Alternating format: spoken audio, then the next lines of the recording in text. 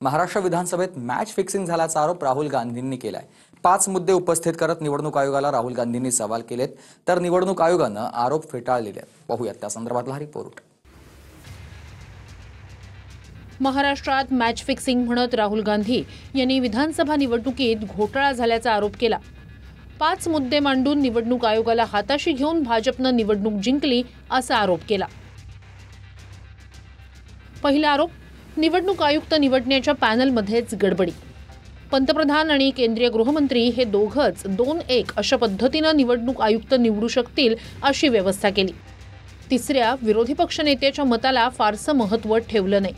Supreme कोर्टाच्या सरन्यायाधीशाऐवजी cabinet मंत्र्याला स्थान देण्याचा निर्णय संशयास्पद आहे। दुसरा आरोप, मतदारांच्या यादीत बनावट नावं टाकली। 2019च्या विधानसभा निवडणुकीत महाराष्ट्रात 8,98,00,000 मतं होती। 2024च्या लोकसभा निवडणुकीत मतदारांची संख्या होती 9,29,00,000 आणि 2024च्या विधानसभा निवडणुकीत मतदार झाले 9,70,00,000।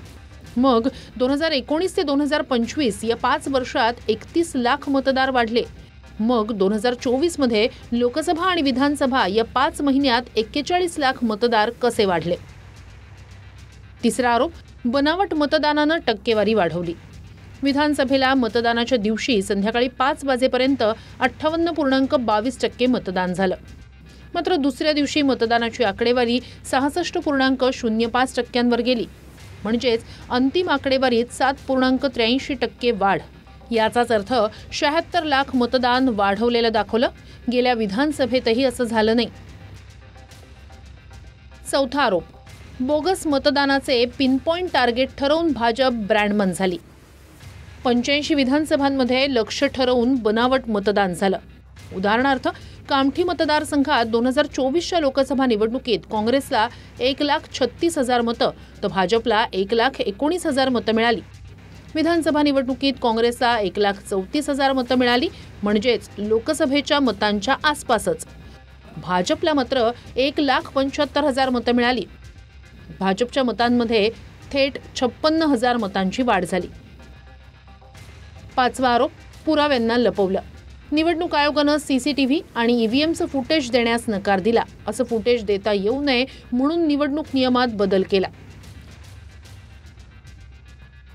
2 महिन्याआधीही गुजरातच्या अधिवेशनातून राहुल गांधी यांनी महाराष्ट्राच्या निवडणुकीत घोटाळा झाल्याचा आरोप केला।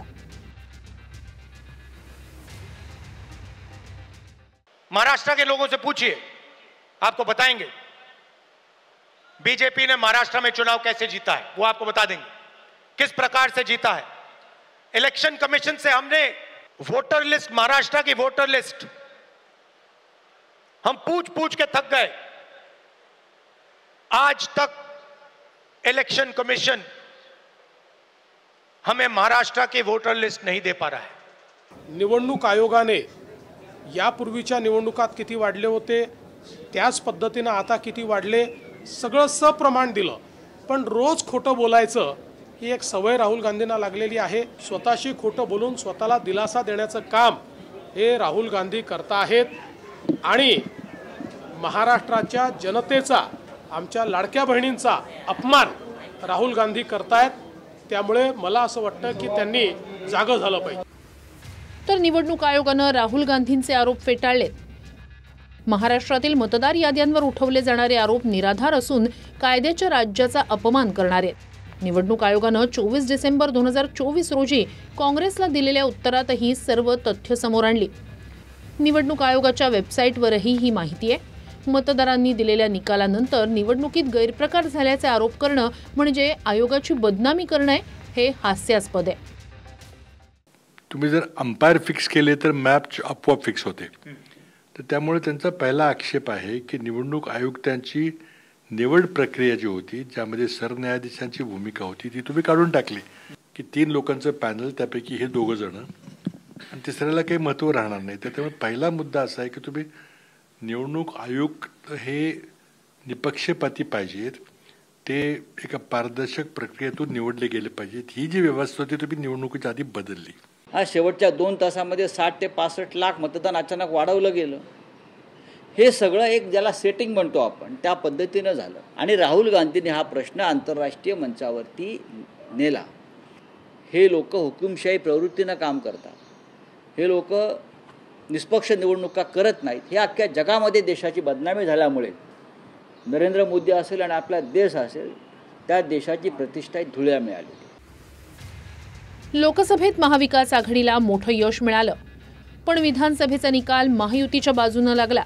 महाविकास आघाडी 50 आमदारांच्याही आत आली, तर भाजपनं 132 आमदार जिंकत इतिहास रचला. मात्र 41 लाख मतदार वाढवून मॅच फिक्सिंगचा आरोप राहुल गांधी वारंवार करतायत. Bureau report TV9 Marathi.